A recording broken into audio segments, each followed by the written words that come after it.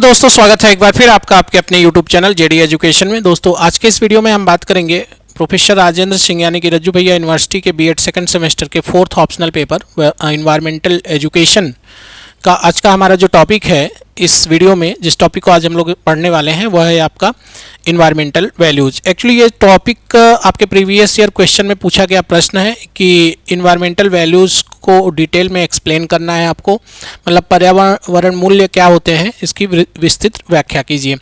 तो environmental education या फिर theoretical foundation of curriculum, child and adolescent development या फिर कंटेम्प्रेरी इंडिया एंड एजुकेशन, ये जो चार सब्जेक्ट हैं इन चारों सब्जेक्ट्स की हमने जो सिलेबस है रज्जू भैया यूनिवर्सिटी का वो पूरा का पूरा सिलेबस कंप्लीट कर दिया है और उसका वीडियो आप हमारे प्लेलिस्ट में देख सकते हैं।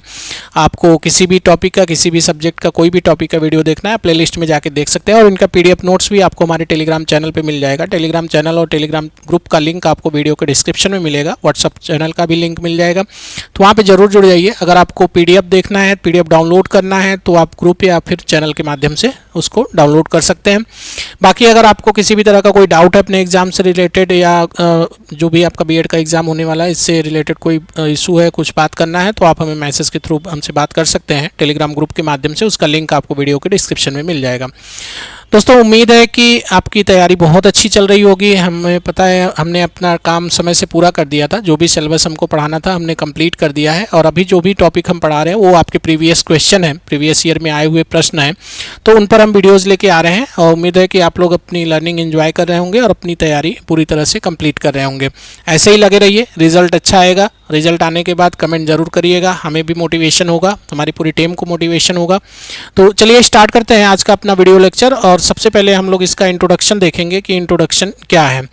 तो देखिए, the word value originates from the Latin word valere which means to be strong और वर्थ। ठीक है, values are the guiding principle, beliefs और standard that influence human behaviour and choices. का मतलब क्या है, इसकी हिंदी मीनिंग हम लोग समझ लेते हैं कि मूल्य, वैल्यू को हिंदी में क्या बोलते हैं, मूल्य बोलते हैं। तो मूल्य शब्द की जो उत्पत्ति है वो कहाँ से हुई है, वो हुई है आपकी लैटिन भाषा के शब्द वालेरे से। ठीक है, वालेरे का मतलब क्या होता है, इसका मतलब होता है मजबूत होना या फिर मूल्यवान होना। मूल्य वे मार्गदर्शक सिद्धांत हैं, विश्वास या मानक हैं जो मानव व्यवहार और विकल्पों को प्रभावित करते हैं। इसी तरह से आगे हम देख सकते हैं, when we talk about environmental value, जब हम पर्यावरण मूल्यों की बात करते हैं, we refer to the normal spiritual social economic values that govern human interaction with the natural worlds. का मतलब क्या है, हमारा तात्पर्य उन नैतिक, आध्यात्मिक, सामाजिक और आर्थिक मूल्यों से होता है जो प्रकृति के साथ मानव के व्यवहार को संचालित करते हैं। यह प्रकृति के प्रति हमारी जिम्मेदारी की समझ भी है। ठीक है, और जो हमें यह सिखाती है कि पृथ्वी मनुष्यों की नहीं बल्कि मनुष्य पृथ्वी का एक हिस्सा है। तो इस तरह से आप समझ सकते हैं कि हम, मतलब पृथ्वी हमारी नहीं है, हम ये ना सोचें कि पृथ्वी हमारी है और उस जैसे भी चाहें हम उसका दोहन कर सकते हैं, उसका उपयोग कर सकते हैं। नहीं, हम पृथ्वी के एक पार्ट हैं और पृथ्वी ने हमें बहुत सारी चीज़ें दी हैं सर्वाइव करने के लिए। तो हमें क्या करना है, जस्ट जो भी चीज़ें हम उपयोग करते हैं उनको हम इस मतलब हिसाब से करें कि हम जस्ट सर्वाइव करने के लिए उन चीज़ों का उपयोग करें तो बेहतर होगा, हमारे आने वाली पीढ़ी के लिए बेहतर होगा। इस तरह से हम इसका हिस्टोरिकल एंड फिलोसॉफिकल बैकग्राउंड भी देख सकते हैं। ऐतिहासिक और दार्शनिक पृष्ठभूमि की बात करें तो environmental values are not a modern invention, ये कोई आधुनिक खोज नहीं है। They have deep root in ancient civilization, इसकी जो प्राचीन सभ्यताएं हैं उसमें इसकी जड़ें मजबूती तक मतलब फैली हुई हैं। तो इसके बारे में हम लोग देखते हैं, हिंदी में समझ में अच्छे से आ जाएगा, बाकी इंग्लिश मीडियम वालों के लिए तो नोट्स में है ही इंग्लिश, उसको आप देख सकते हैं।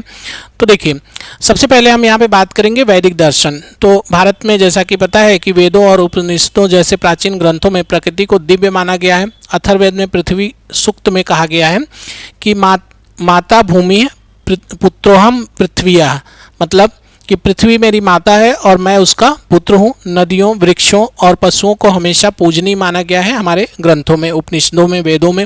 जैसा कि आप देखते हैं हम लोग पीपल की पूजा करते हैं, महिलाएं, घरों की जो औरतें हैं वो तुलसी की पूजा करती हैं। इसी तरह से हम नदियों की पूजा करते हैं, हमारी गंगा माँ है, यमुना माँ है, नर्मदा है ना। तो बहुत सारी नदियाँ हैं उनकी पूजा करते हैं, पहाड़ों की करते हैं। हम लोग जाते हैं, जैसे आप जो लोग प्रयागराज के हैं आसपास देखते होंगे, आप जाते हैं वृंदावन जाते हैं, वहाँ पे आप परिक्रमा करते हैं। आप चित्रकूट में जाते हैं, कामदगिरी पर्वत है, आप उसकी परिक्रमा करते हैं, पूजा करते हैं, भगवान राम जहाँ वास किए थे। तो इस तरह से हमारे जो ग्रंथ वगैरह हैं वेदों में अच्छे से जो है इनको बताया गया है और इन पर बहुत अच्छे से काम किया गया है। पाश्चात्य दर्शन की बात करें तो जो पश्चिमी सभ्यता है उसके अनुसार पारंपरिक रूप से पाश्चात्य दर्शन काफ़ी हद तक मानव केंद्रित था। मानव केंद्रित मतलब कि ये माना गया कि पृथ्वी पर उपलब्ध जो भी चीज़ें हैं वो मानव के उपयोग के लिए बनाई गई हैं, जिसका मानना था कि पृथ्वी का अस्तित्व केवल मानव उपयोग के लिए। हालांकि हेनरी डेविड थोरो और जॉन मुइर जैसे विचारकों ने मतलब जो भी इस तरह की सोच थी उसको चेंज किया और चेंज करके उन्होंने क्या कहा कि प्रकृति केंद्रित दर्शन की ओर मोड़ दिया, मतलब इकोसेंट्रिज्म की तरफ मोड़ा और प्रकृति संरक्षण की वकालत भी की। तो इस तरह से हम देख सकते हैं इसका जो ऐतिहासिक पृष्ठभूमि है उसके बारे में हमने बात की। अब हम इसके डेफिनेशन की बात करेंगे तो कुछ विद्वानों द्वारा, स्कॉलर्स द्वारा जो इसके डेफिनेशन दिए गए हैं उनके बारे में हम लोग देखते हैं। तो अल्बर्ट स्विट्जर्स के अनुसार क्या है कि नैतिकता जीवन के प्रति श्रद्धा के अलावा और कुछ नहीं है। पर्यावरण मूल्य इसी श्रद्धा का सभी जीवित प्राणियों और उन्हें सहारा देने वाले निर्जीव पर्यावरण तक विस्तार है। Ethics is nothing else than reverence for life. Environmental values is the extension of this reverence to all living beings and non living environment that sustain them. इस तरह से आगे भी हम देख सकते हैं और भी जो विद्वान हैं उनके द्वारा दिया गया जो डेफिनेशन है, जो परिभाषा है, जैसे एल्डो लियोपोल्ड के अनुसार तो इन्होंने क्या डेफिनेशन दी है, कोई भी कार्य तब सही होता है जब वह जैविक समुदाय की अखंडता, स्थिरता और सुंदरता को बनाए रखने में मदद करता है। जब यह इसके विपरीत होता है तो वह गलत होता है। अब आगे हम लोग बात करेंगे जो हमारा टॉपिक था कि पर्यावरण मूल्य क्या होता है। ठीक है, तो पर्यावरण मूल्य मतलब इन्वायरमेंटल वैल्यूज के बारे में हम लोग अब अध्ययन करने चल रहे हैं और यहाँ से आपके प्रश्न का उत्तर आपको मिलने लगेगा। तो देखिए, पर्यावरण के जो मूल्य हैं उनको समझने के लिए हमने इनको 5 भागों में विभाजित किया है। जैसे यहाँ पे आप देख सकते हैं ये आपका इन्वायरमेंटल वैल्यूज, और इसको सबसे पहले हमने किस में डाला है, इकोसेंट्रिक मतलब प्रकृति केंद्रित, सोशल एंड नॉर्मल मतलब सामाजिक एवं नैतिक, इकोनॉमिक एंड यूटिलिटियन और एस्थेटिक एंड स्पिरिचुअल मतलब सौंदर्य परक एवं आध्यात्मिक। एक एक करके हम यहाँ पे अध्ययन करेंगे सारी चीज़ों के बारे में। तो सबसे पहला है हम देखने वाले हैं कि प्रकृति केंद्रित मूल्य क्या है। ठीक है, इकोसेंट्रिक वैल्यूज़ क्या हैं इसके बारे में अध्ययन करेंगे। तो यहाँ पे आप देख सकते हैं कि इकोसेंट्रिक वैल्यूज़ की बात करें तो प्रकृति का अपना एक स्वयं का मूल्य होता है जो मनुष्यों के लिए उसकी उपयोगिता या आर्थिक लाभ से पूरी तरह स्वतंत्र है। उदाहरण के लिए एक जंगल को जीवित रहने का अधिकार इसलिए नहीं है कि वह हमें लकड़ी, ईंधन या संसाधन देता है, बल्कि इसलिए है क्योंकि वह जीवन को सहारा देने वाला एक जीवन पारिस्थितिकी तंत्र है। क्योंकि देखिए क्या होता है, हम जंगल या जो भी पर्यावरण है उससे हम मतलब कुछ चीज़ें मिलती है, इसलिए नहीं कि वो हमारे लिए इम्पोर्टेंट है। हाँ, वो इम्पोर्टेंट इसलिए कि हमारे जीवन का वो क्या है, एक पार्ट है, एक हिस्सा है, और अगर वही नहीं रहेगा तो हमारा जीवन नहीं संभव है। तो इसलिए बिना पर्यावरण के हम जीवित भी नहीं रह सकते। तो इसलिए ये यहाँ पे इसकी वैल्यूज़ जो है इसके बारे में बताया गया है। आगे हम लोग देखते हैं इंडिपेंडेंस मतलब परस्पर निर्भरता के बारे में बात करेंगे। तो क्या है यह भी देख लेते हैं हम लोग। तो यह मूल्य इस समझ पर जोर देता है, मतलब ये जो परस्पर निर्भरता मतलब ये वैल्यूज़ है, तो इसके बारे में कि यह मूल्य इस समझ पर जोर देता है कि पर्यावरण के सभी जीवित और निर्जीव घटक आपस में गहराई से जुड़े हुए हैं। ठीक है, प्रत्येक जीव की एक विशिष्ट भूमिका होती है। यदि इनमें से एक भी कड़ी टूटती है, जैसे यदि मधुमक्खियां विलुप्त हो जाएं, तो पूरी पारिस्थितिक श्रृंखला जो है, इकोलॉजिकल चेन जो है, या खाद्य जाल को इसके गंभीर परिणाम भुगतने पड़ेंगे। जैसे कि आपको पता है कि जो मधुमक्खियां होती हैं वो क्या करती हैं, पॉलिनेशन करती हैं। वो फूलों पे, पेड़ों पे जो फूल लगते हैं उनमें एक पौधे से दूसरे पौधे पे जाती हैं, और इससे क्या होता है, परागण होता है, पॉलिनेशन होता है, और उनमें फिर फूल से क्या बनता है, बीज वगैरह, फल वगैरह, जो भी सारी चीज़ें बनती हैं। तो बिना उनके नहीं हो सकता भाई। पौधे एक जगह से दूसरी जगह तो जा नहीं सकते, तो उसके लिए क्या है कि आप जानते हैं कि पॉलिनेशन जो होता है 2 प्रकार का होता है, एक सेल्फ होता है और एक जो होता है मतलब क्रॉस होता है। तो क्रॉस जो पॉलिनेशन होता है वो किसके द्वारा होता है, मधुमक्खियों के द्वारा होता है। तो इस तरह से हमने इस पर भी देखा। नेक्स्ट हम यहाँ पे बात करेंगे सोशल एंड मोरल वैल्यूज़ के बारे में। तो सामाजिक एवं नैतिक मूल्य क्या है इसके बारे में हम लोग देखते हैं। अच्छे से वीडियो को ध्यान से देखिएगा और इस पर प्रश्न पूछ सकते हैं आपसे। आपका जो 4th पेपर है इन्वायरमेंटल एजुकेशन, तो इसको आप रिवाइज करके जरूर जाइएगा। यह सिद्धांत यह सुनिश्चित करता है कि पर्यावरण लाभों जैसे स्वच्छ हवा, पीने का पानी, सुरक्षित पानी, हरित क्षेत्र तथा पर्यावरणीय बोझों जैसे औद्योगिक प्रदूषण, खतरनाक कचरे के ढेर, जहरीले लैंडफिल को बिना किसी आर्थिक, सामाजिक या नस्ली भेदभाव के सभी समुदायों के बीच समान रूप से साझा किया जाना चाहिए। अमीर हो या गरीब हो, किसी भी समुदाय को असंतुलित रूप से पर्यावरण को नुकसान करने का शिकार नहीं होना चाहिए। अब यहाँ पे क्या है, जैसे देखिए हमारा काम है, अभी आप लोग देख रहे थे कि अरावली है ना, अरावली के जो पर्वत श्रृंखला है वहाँ पर क्या हो रहा था, अडानी समूह द्वारा डेवलपमेंट वर्क किया जा रहा था। तो डेवलपमेंट वर्क में क्या करा जा रहा था कि सुप्रीम कोर्ट का आदेश था कि 100 मीटर से कम जो चोटियां हैं, जो पर्वतें हैं, उनको नष्ट करके उनको क्या करना है, उनका समतलीकरण कर देना, पेड़ों को काट देना है, सारी चीज़ें। तो उससे क्या हो, पूरा समाज खड़ा हो गया और सब लोग खड़े होकर उसका विरोध किए, जिसकी वजह से वो रुक गया। तो इसी तरह से अभी आप देख सकते हैं कि अंडमान निकोबार में जो ग्रेट निकोबार प्रोजेक्ट है वहाँ पर भी काम हो रहा है, जिसकी आवाज़ जो है राहुल गांधी जी ने उठाई कि यहाँ के आदिवासी या वहाँ के जो लोग हैं उनके लिए उसका गंभीर मतलब खतरा पैदा हो सकता है। तो इस तरह से आप देख सकते हैं कि यहाँ पर जो सामाजिक और नैतिक मूल्य हैं वो भी समझ में आते हैं हमको, तो आप इसको पढ़ के अच्छे तरीके से समझ सकते हैं। नेक्स्ट, अंतर पीढ़ीगत समानता, इसके बारे में भी जरा हम लोग देख लेते हैं कि क्या है। यह मूल्य आने वाली पीढ़ियों के लिए पृथ्वी को एक स्वस्थ, विविधतापूर्ण और सुरक्षित स्थिति में सौंपने की वर्तमान पीढ़ी की नैतिक जिम्मेदारी पर प्रकाश डालता है। इसे इस विचार द्वारा बेहद खूबसूरती से समझाया गया है कि हमें यह ग्रह हमारे पूर्वजों से विरासत में नहीं मिली है, बल्कि हमने इसे अपने बच्चों से उधार लिया है। इसलिए हमें संसाधनों का उपयोग करके उन्हें खत्म नहीं करना है, बल्कि बुद्धिमानी से उनका उपयोग करना है। हम बात करते हैं सस्टेनेबल डेवलपमेंट की, सतत विकास की, और सतत विकास में हम यही चीज़ करते हैं कि जो भी संसाधन उपलब्ध हैं उनका हम इस तरह से उपयोग करते हैं कि वो हमारी ज़रूरतों को तो पूरा करें, लेकिन जो आने वाली पीढ़ियां हैं उनकी ज़रूरतों से कोई समझौता ना हो, मतलब उनको जितनी ज़रूरत है वो उपलब्ध हो, ऐसा हम सोच के क्या करते हैं, डेवलपमेंट करते हैं, और उसी को हम क्या कहते हैं, सतत विकास कहते हैं।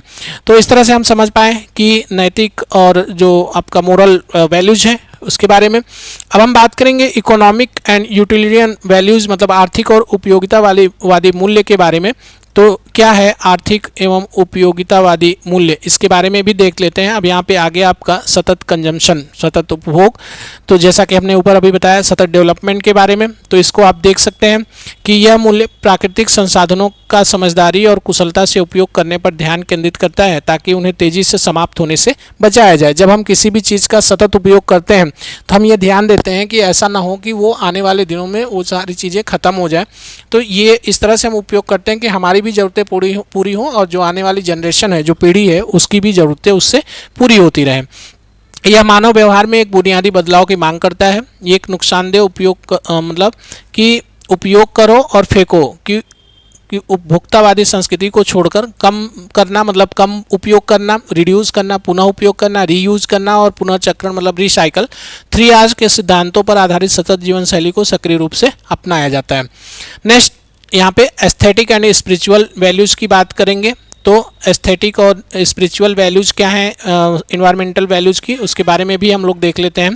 तो देख सकते हैं आपकी यह मूल्य प्रकृति के साथ हमारे भावनात्मक और मनोवैज्ञानिक जुड़ाव पर प्रकाश डालता है। इसमें जंगलों, विशाल पर्वतों और बहती नदियों जैसे आदिम प्राकृतिक दृश्यों में गहरी शांति, विस्मय और आनंद खोजना शामिल है। प्रकृति की गोद में समय बिताना मानसिक तरोताजगी का एक सशक्त साधन है, जो सीधे तौर पर मानव के मानसिक स्वास्थ्य को बेहतर बनाने और तनाव कम करने में मदद करता है। जैसा कि आप जानते हैं अभी गर्मी का समय चल रहा है, मई का महीना चल रहा है, और बहुत सारे लोग क्या करते हैं कि इस समय घूमने के लिए जाते हैं, पहाड़ों में जाते हैं। आप उत्तराखंड जाएंगे, नैनीताल जाएंगे, आप हिमाचल जाएंगे, आप जम्मू कश्मीर जाएंगे, मतलब वहाँ पे जाके आप क्या करते हैं, आप वहाँ की जो खूबसूरती है उसको देखते हैं, उसको देख के आप जो है मंत्रमुग्ध हो जाते हैं और उसका आनंद लेते हैं, जिससे आपके अंदर जो स्ट्रेस वगैरह हैं वो कम हो जाते हैं और फिर आके आप अपने काम पे लग जाते हैं।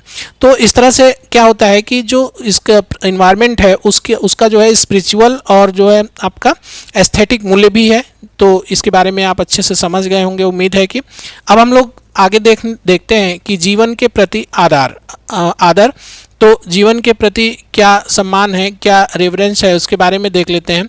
तो यहाँ पर क्या है कि गहरे नैतिक सिद्धांतों से जुड़ा हुआ यह मूल्य पृथ्वी पर प्रत्येक जीवित प्राणी के जीने के अधिकार और के प्रति संपूर्ण सम्मान की मांग करता है। यह इस बात पर जोर देता है कि हर छोटे कीड़े मकोड़े, जंगली जानवर, पौधों की प्रजातियों को जीवित रहने का स्वाभाविक अधिकार है, चाहे उनका आकार कुछ भी हो। मनुष्यों के लिए उनकी उपयोगिता कैसी हो, यह सभी जीवन रूपों के प्रति अहिंसा और गहरी सहानुभूति की वकालत करता है। इसी में रियल लाइफ एग्जाम्पल्स के अब हम लोग देखते हैं कि जो वास्तविक जीवन के उदाहरण हैं उनके बारे में समझ लेते हैं।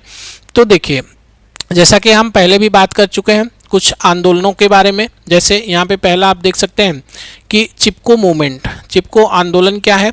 तो this historic movement was launch in 1973 in Garhwal region of Uttarakhand. Uttarakhand के गढ़वाल रीजन में 1973 में ये आंदोलन खड़ा हुआ था, under the leadership of prominent activist like Gaura Devi, Sunderlal Bahuguna and Chandi Prasad Bhatt. Fearing the destruction of their local forest, village women courageously hug the tree to prevent commercial loggers from cutting them down.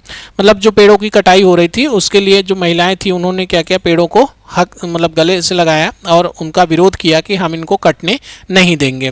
तो इस तरह से दूसरा यहाँ पे विश्नोई समाज के बारे में है। तो विश्नोई समाज के बारे में हम देख लेते हैं कि मुख्य रूप से ये जो समाज है वो कहाँ पर, राजस्थान में होते हैं। तो मुख्य रूप से राजस्थान के मरुस्थलीय राज्य में रहने वाला विश्नोई समुदाय पेड़ों और वन्य जीवों की रक्षा को अपने धार्मिक विश्वास का एक अभिन्न अंग मानता है। उनकी पारिस्थितिक समर्पण का सबसे बड़ा जो उदाहरण है वो 1730 में देखने को मिला, जब अमृता देवी विश्नोई ने अन्य 363 विश्नोइयों के साथ राजा के सैनिकों द्वारा स्थानीय खेजड़ी के पेड़ों को काटे जाने को बचाने के लिए शांतिपूर्वक व अपने प्राणों का बलिदान दे दिया। जैसा कि आप अभी इस टाइम पे देख सकते हैं कि हमारे जो एक एक्टर हैं सलमान खान, तो उन्होंने क्या किया था, किसी फिल्म की शूटिंग हो रही थी तो वहाँ पे जाके उन्होंने जो काले हिरन है उनका शिकार कर लिया, जिनको चिंकारा भी कहते हैं, काले हिरन।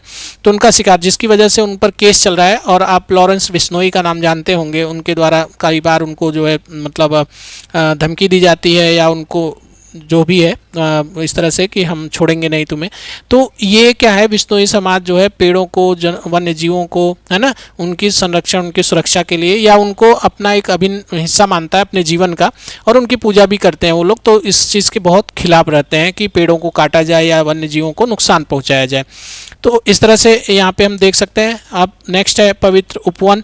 ये क्या है, आदिम जंगलों या प्राकृतिक वनस्पतियों के वे हिस्से होते हैं जिन्हें स्थानीय समुदाय द्वारा अपनी गहरी आध्यात्मिक और सांस्कृतिक मान्यताओं के कारण पूरी तरह से संरक्षित किया जाता है। स्थानीय देवी देवताओं को समर्पित होने के कारण इन क्षेत्रों में शिकार करने, पेड़ काटने की सख्त मनाही होती है। भारत में इन्हें विभिन्न क्षेत्रीय नामों से जाना जाता है, जैसे महाराष्ट्र में देवराई, ठीक है, महाराष्ट्र में इनको देवराई के नाम से जाना था। राजस्थान में ओरण या केरल में काउक। ये पवित्र स्थान आज समृद्ध जैव विविधता को बनाए रखने और लुप्त प्राय पौधों व जीवों को की प्रजातियों की रक्षा के लिए महत्वपूर्ण हॉटस्पॉट के रूप में कार्य कर रहे हैं। तो यहाँ पे आप इनका नाम याद रखिएगा, कभी ऐसा एग्जाम में पूछ सकते हैं। वर्तमान पर्यावरणीय संकट और मूल्य शिक्षा के बारे में बात करें तो यहाँ पे हम देख सकते हैं कि आज मानवता गंभीर पर्यावरणीय संकटों का सामना कर रही है। जलवायु परिवर्तन, ग्लोबल वार्मिंग, जैव विविधता की हानि और महासागरीय प्रदूषण। तो ऐसा क्यों हुआ, क्यों ये सारे प्रदूषण मतलब हो रहे हैं?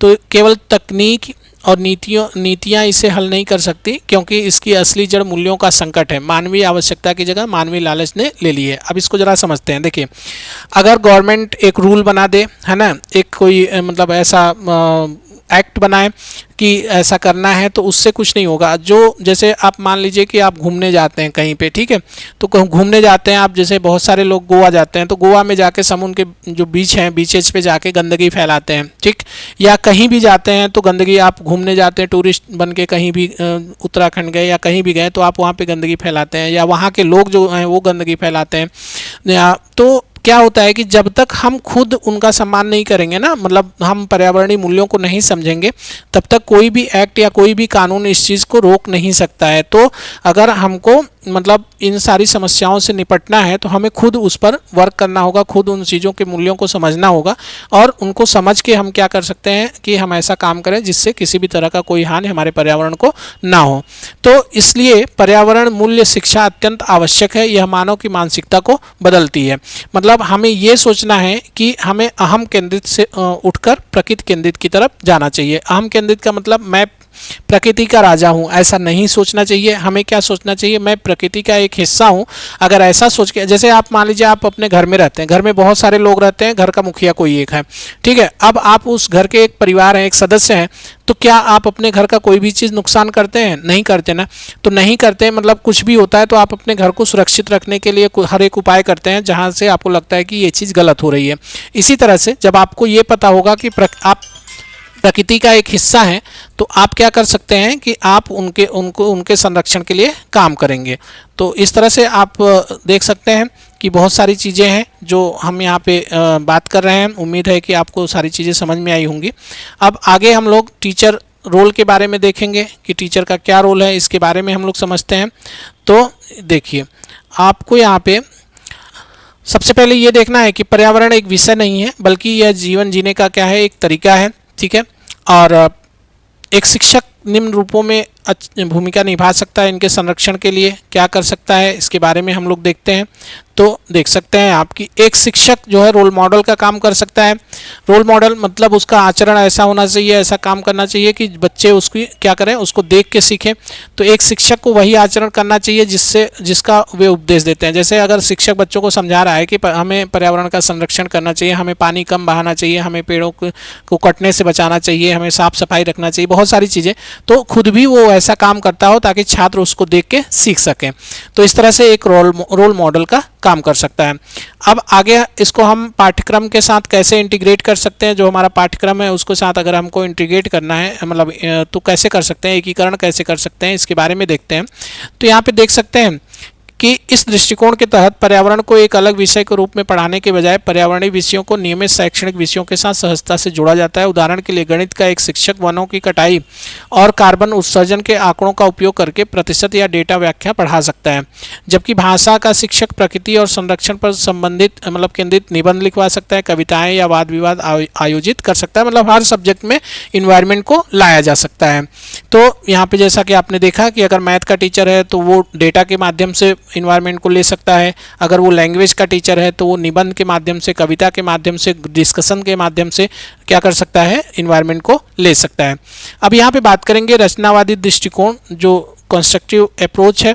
तो यह शिक्षण पद्धति यहाँ पे मतलब ये कंस्ट्रक्टिव अप्रोच है किसका, मतलब शिक्षण का।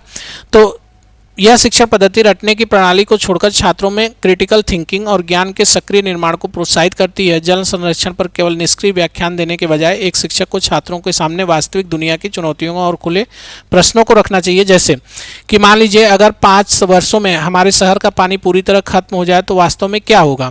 तो यह छात्रों को सोचने पर मजबूर करेगा, छात्र सोचेंगे और उसका उपाय ढूंढेंगे।